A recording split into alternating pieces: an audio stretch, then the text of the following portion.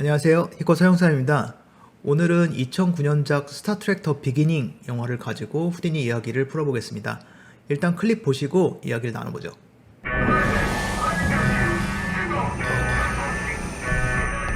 The drill's been sabotaged, sir, but we have reached the planet's core. Launch the red matter.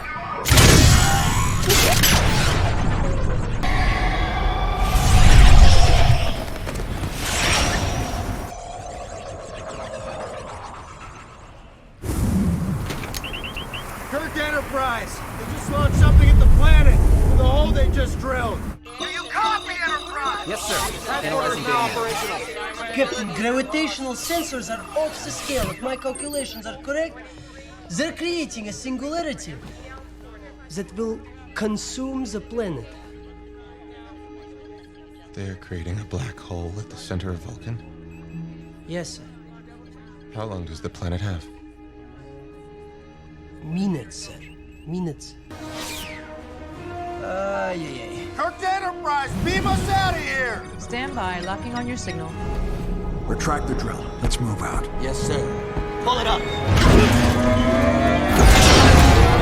I can't lock onto you. Don't move! Don't move!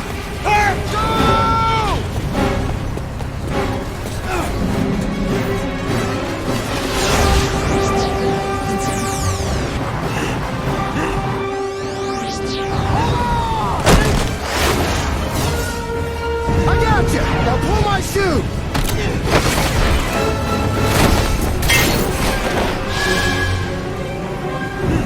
Kirk Enterprise! We're falling without a chute! Beam us up! I'm trying. I can't lock on your signal. You're moving too fast. I can do that. I can do that. Take the con. The black hole's expanding. We won't reach minimum safe distance if we don't leave immediately. Move. I can do that. Give me manual control. I can lock on. Beam us up! Enterprise, where are you? Hold on. Now! Do it now! Hold on. Compensating gravitational pull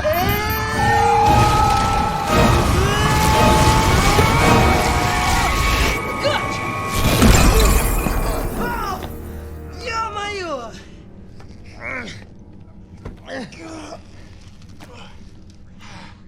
Thanks. No problem. 네, 스타트랙 더 비기닝 2009년작을 가져온 거는 이 스타트랙이라는 원래 TV 시리즈는 1966년 정도의 첫 오리지널 시리즈가 시작이 돼가지고 되게 역사가 길거든요. 근데 스타트랙이 새로 영화로 제작된다라고 그랬을 때 사람들이 이제 되게 많이 걱정을 했었는데 오리지널 시리즈가 시작되기 전 시점에서 새로운 이야기를 평행우주처럼 잘 끄집어내가지고 기존 팬들이랑 새롭게 스타트랙 시리즈를 전혀 보지 않았던 분들이 다 같이 즐길 수 있게 잘 리부팅된 시리즈가 되어가지고 스타트랙을 여태까지 한 번도 안 보신 분들은 스타트랙 더 비기닝부터 보시면 좋을 것 같아서 이 영화를 가져왔고요. 여기서 이제 오늘 저희가 이야기해 볼 주인공은 스타트랙의 트랜스포터라는 장치에 대해서 이야기를 할 건데 원래 이 스타트랙이 저예산으로 TV 시리즈로 처음에 제작이 됐었기 때문에 보통 우리가 거대한 우주선이 나오고 그 우주선이 어떠한 행성이나 이런 곳에 탐험을 한다든지 그랬을 때는 모함에서 착륙 전용의 조그만 우주선들이 나와가지고 걔네들이 쭉 그 행성에 접근하는 장면들이 들어가게 마련인데 그런 것들을 모델을 따로 제작할 비용이 없어서 좀 더 새로운 개념으로 그것들을 극복해보자 라고 해서 이 개념이 나왔다고 해요. 그래서 과학적으로 전혀 근거가 없는 이런 것들처럼 보이지만 실제로 1993년에 IBM 리서치에서 퀀텀 텔레포테이션이라는 논문이 발표가 됐었고 그 이후로도 계속 연구가 돼서 지금 현재는 원자 레벨에서 원거리 원거리라고 그랬지만 몇십 미터, 몇백 미터 정도의 거리지만 이를 전송하는 것들을 성공을 했고 다음 단계로 분자 레벨이라든지 이런 쪽으로 이제 연구를 계속 하고 있다고 그러는데 언제 될지는 모르지만 그게 성공을 하고 이제 인간이나 이런 복잡한 유기체들 이런 것들도 전송할 날이 올 수도 있다. 그래서 과학적 근거가 전혀 없는 이야기는 아니다 라고 합니다. 그리고 트랜스포터 장치는 실제로 스타트렉 시리즈 안에서도 조금 이야기를 두텁게 가지고 있어요. 그래서 이 전송 장치가 개발 단계에서는 작동 오류라든지 사고들이 있었고, 그로 인해 가지고 이 장치를 타는 것들을 굉장히 꺼리는 그런 사람들도 나오거든요. 그러니까 마치 지금 비행기 타는 것들을 무서워하시는 것들처럼 트랜스포터 장치를 타기를 무서워하는 그런 등장인물들도 나옵니다. 자, 그러면 이 트랜스포터 장치를 빌려서 행렬을 좀 설명을 드려보겠습니다. 이 화면 중앙에 보이는 우주선이 엔터프라이즈 호고요. 스타트렉 시리즈의 메인 함선이죠. 이 엔터프라이즈 호가 우주에서 어떠한 임무를 마치고 지구로 귀환을 해서 크루들을 트랜스포터 방에서부터 지구상의 어떠한 위치로 전송하는 것을 트랜스폼이라고 부르겠습니다. 트랜스포터 방이 어디에 위치하는지는 인터넷을 찾아봐도 뭐 설계도 같은 게 있지 않기 때문에 요 원반의 중앙 부분에 위치할 것이다 라고 그냥 가정을 하고요. 그 부분을 원점이라고 두겠습니다. 000이죠.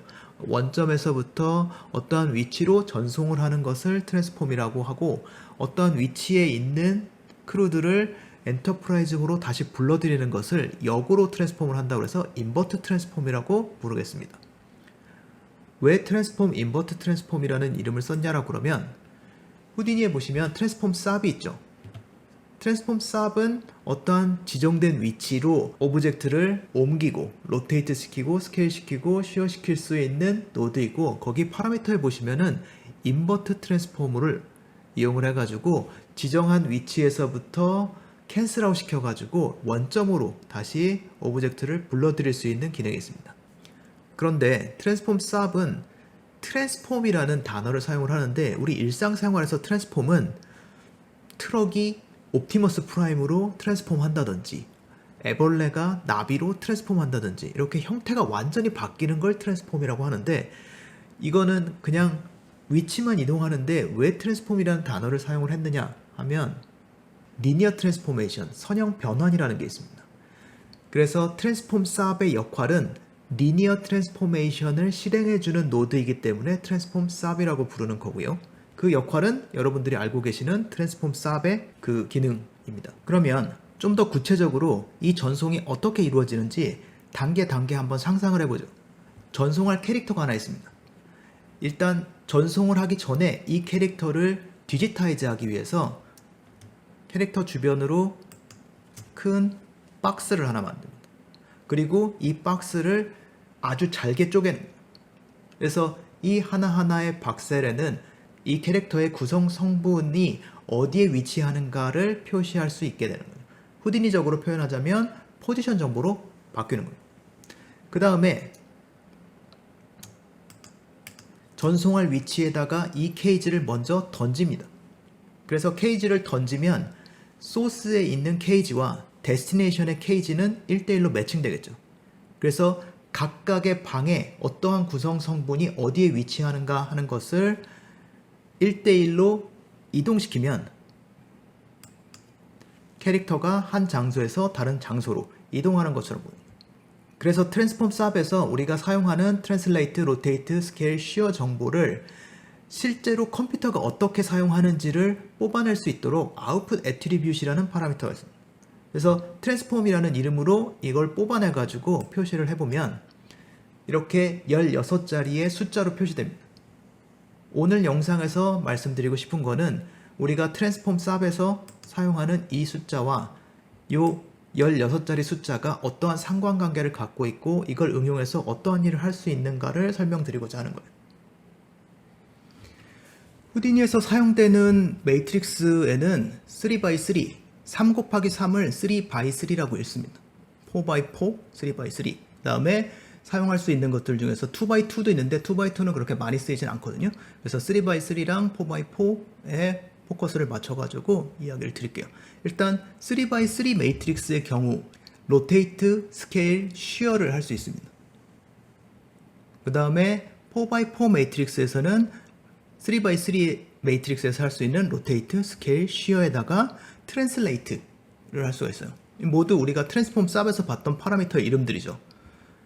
그리고 3x3 매트릭스에서 똑같은 작동을 하는 4x4 매트릭스를 만드시려고 그러면 3x3를 왼쪽 상단에다가 귀퉁이에다가 몰아놓고 나머지에다가 000 하고 1 이렇게 집어넣어 주시면 똑같은 작동을 하는 4x4 매트릭스로 바꾸실 수가 있고요. 그 다음에 네 번째 행에 첫 번째 열, 두 번째 열, 세 번째 열, 화면상에서는 M4A1, M4A2, M4A3 이 부분이 트랜슬레이트를, 그래서 우리가 트랜스폼 삽에서 트랜슬레이트 X, Y, Z를 M4A1, 4A2, 4A3에다가 저장을 하게 됩니다. 그래서 이 위에 쪽 9자리는 어떻게 이 숫자들이 만들어졌는지는 모르겠지만 4행의 2.5, 0, 마이너스 2.5는 우리가 아까 트랜슬레이트에다가 집어넣었던 값이 되는 거죠. 그러면 이 케이지가 어떻게 작동하는지를 조금 더 설명을 드릴게요. 일단 100이란 X축이죠. 그 다음에 010 Y축, 그 다음에 001 Z축을 3 곱하기 3 매트릭스, 3x3 매트릭스를 M1의 1에서부터 M3의 3까지를 곱한다 라고 했을 때 각각의 결과값은 X축은 M1의 1, 1의 2, 1의 3, Y축은 2의 1, 2의 2, 2의 3, Z축은 3의 1, 3의 2, 3의 3으로 결과값이 나오게 됩니다. 즉 3x3 매트릭스에서 첫 번째 행, 두 번째 행, 세 번째 행이 각각의 케이지가 원래 사각형이 서로 수직하고 있는 그런 사각형의 축이 있었다 그러면 그 각각의 축이 어떤 방향을 향하게 되는가를 표시하고 있는 거예요. 즉 우리가 트랜스폼 삽에서 트랜슬레이트, 로케이트, 스케일, 쉬어 이런 것들의 정보들을 X축, Y축, Z축이 각각 어떤 방향을 향하게 있는가로 표시한 게 행렬이라는 거죠. 그러면 이거는 이제 외부에서 4x4 매트릭스를 받아들여 가지고 캐릭터가 어떻게 바뀌는지를 보여드리려고 제가 만들어 놓은 거거든요. 그래서 지금 요 4행의 1, 2, 3, 열을 값을 넣어보시면 X축, Y축, Z축으로 움직인다는 거 확인하실 수가 있고요. 그 다음에 요 네 번째 열은 아무런 작동을 하지 않습니다. 그 다음에 요 첫 번째 행 100이 되어 있는 곳에다가 1 대신에 2를 넣어보시면 그러면 X축으로 스케일이 되는 걸 볼 수 있죠. 그래서 X축의 벡터를 2배로 만들어 주니까 X축으로 2배 스케일이 되는 걸 보실 수가 있고요. Y축 마찬가지로 스케일, 그 다음에 Z축 스케일. 그 다음에 요 X축을 그냥 스케일만 상수배 하는 게 아니라 각도를 바꾸면 그러면 우리가 트랜스폼 삽에서 보는 쉬어를 할 수가 있는 겁니다. 그래서 결국 우리가 행렬로 표시할 수 있는 것들은 X축, Y축, Z축이 어떤 방향을 향하고 있는가에 대한 정보, 그 다음에 트랜슬레이트 정보가 추가적으로 들어가가지고 어디로 이동시킬 것인가 하는 정보들을 모두 다 한꺼번에 포함하고 있는 거라는 거죠. 다음은 기본적인 포인트 인스턴싱의 셋업인데요. 템플릿 포인트의 지오메트리를 복사해서 붙일 때 행렬을 이용합니다. 그리드의 각각의 포인트에 랜덤한 노멀과 업벡터를 지정을 했고요.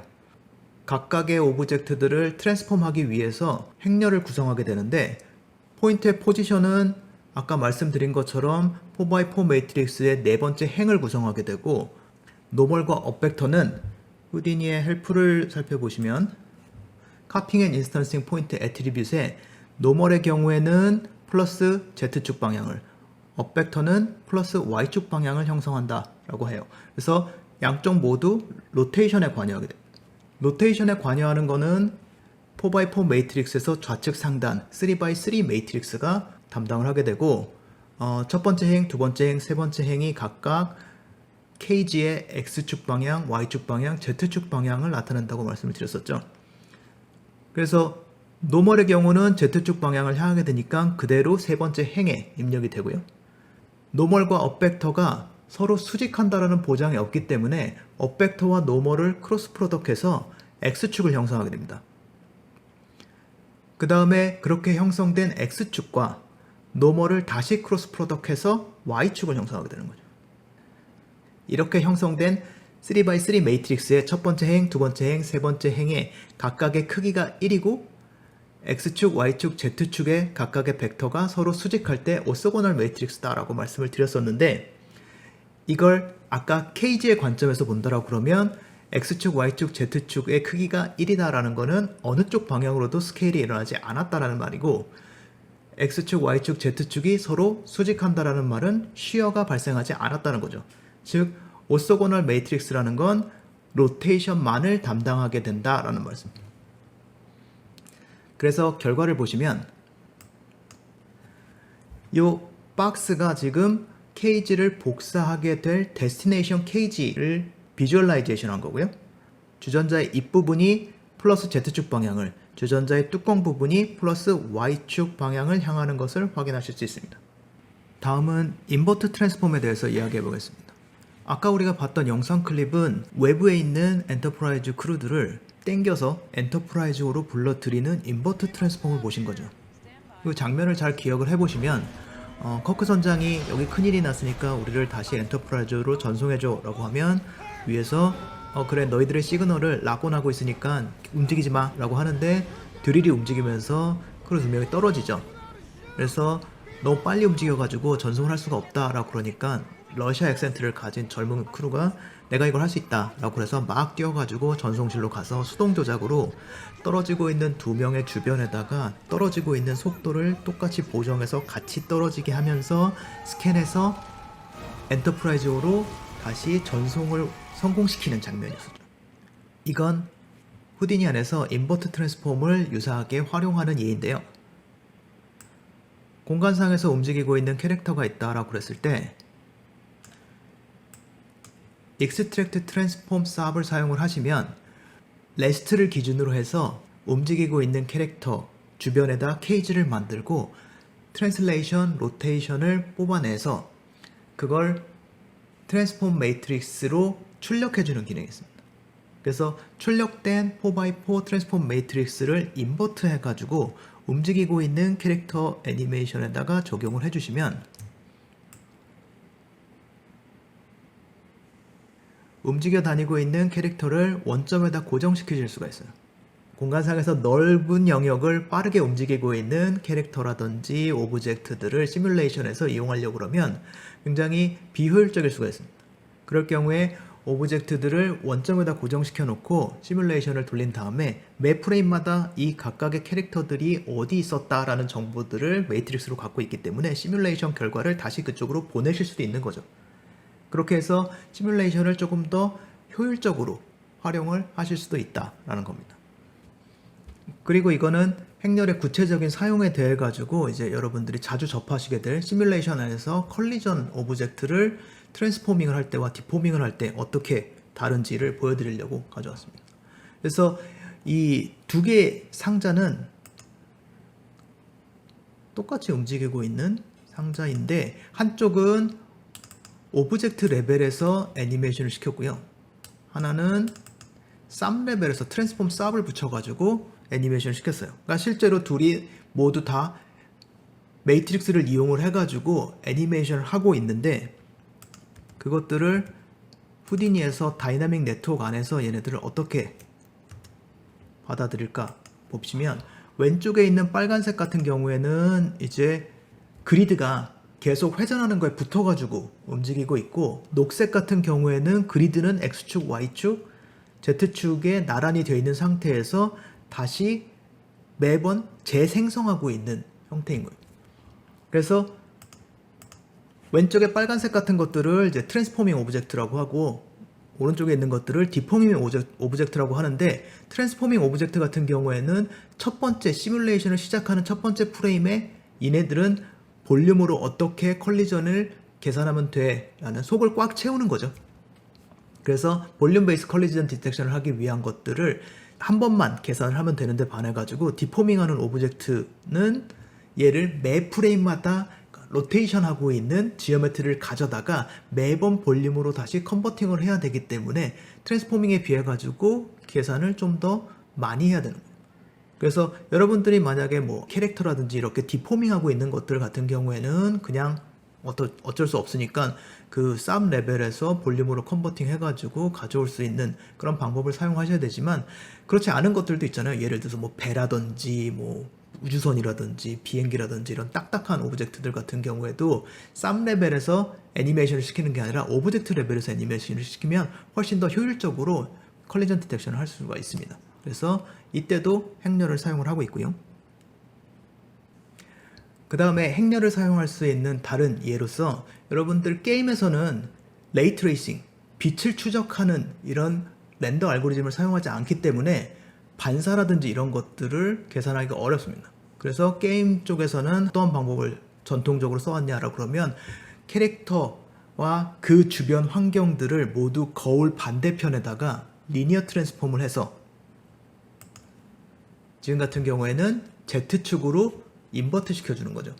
그래서 이런 아이들을 가지고 반대쪽에 거울이 있는 것처럼 반사된 실제 캐릭터들이, 오브젝트들이 있는, 바닥에 이제 물이 고여 있고 거기에 반사되는 캐릭터 같은 것들도 마찬가지로 Y축으로 뒤집은 다른 오브젝트들이 있어서 그거를 마치 반사처럼 보이도록 만드는 것들이 게임 쪽에서 사용하는 반사를 만들어내는 방법이어서 이쪽에서도 매트릭스가 사용되고 있고요.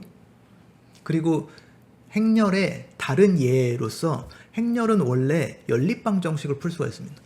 그래서 여러분들 초등학교 때 뭐 이런 문제 굉장히 흔하게 이제 방정식에 대한 개념을 설명하기 위해서 이제 수학 시간에 하는 문제인데 이런 것들의 풀이도 행렬로 원래 간단하게 할 수가 있습니다. 그래서 이거는 뭐 그냥 한번 재미로 보시면 좋을 것 같고요. 그 다음에 또 다른 매트릭스의 용도로서 커널 아니면 컨볼루션 매트릭스라고 불리우는 게 있는데요. 어떻게 사용되는지를 밑에 예를 보시면 우리가 포토샵에서 쓰는 필터 중에서 뭐 엣지 디텍션이라든지 샤픈이라든지 블러 이런 것들을 이미지 프로세싱 할 때 이런 행렬을 사용을 합니다. 후디니에서 이렇게 컨볼루션 매트릭스를 사용할 수 있는 노드로 볼륨 컨볼브 3x3x3라는 노드가 있고요. 여기서는 아까 우리 봤던 -1, -1, 4, -1, -1을 넣어주시면 이게 엣지 디텍션 하는 노드거든요. 그래서 값이 일정하게 유지되는 곳에서는 제로아웃 되고 엣지 부분에서만 하얗게 이제 값이 들어가는 것들을 볼 수가 있고요. 물론 후디니에서 이미지를 프로세싱 할 수 있는 캅에서도 컨볼브가 있어가지고 얘 같은 경우에는 굉장히 큰 매트릭스도 적용을 하실 수가 있습니다. 네, 그래서 오늘은 이제 스타트렉의 트랜스포터 장치를 가지고 매트릭스를 설명을 드렸는데 저희 학생분들도 이 매트릭스를 굉장히 어려워하세요. 그래서 제가 오늘 하고 싶었던 말의 모든 것들을 함축한 한 문장으로 요약한다 그러면 매트릭스가 하는 일은 결국 트랜스폼이랑 같다. 그걸 다양하게 응용해서 여러 군데서 사용되고 있지만 결국 하는 일은 트랜스폼 쌉이다. 그래서 어려워할 필요 없다라는 것들을 말씀드리고 싶었습니다. 그리고 이 영상을 업로드하고 나면 저희가 7월 한 달은 영상 업로드를 좀 쉬려고 하는데요. 8월 초에 다시 돌아오려고 계획하고 있고요. 몇몇 기획을 마이너 업그레이드 좀 하고 시스템을 재정비할 시간이 필요해서 쉬는 거니까 양해 부탁드리겠습니다. 영상 시청해주셔서 감사합니다.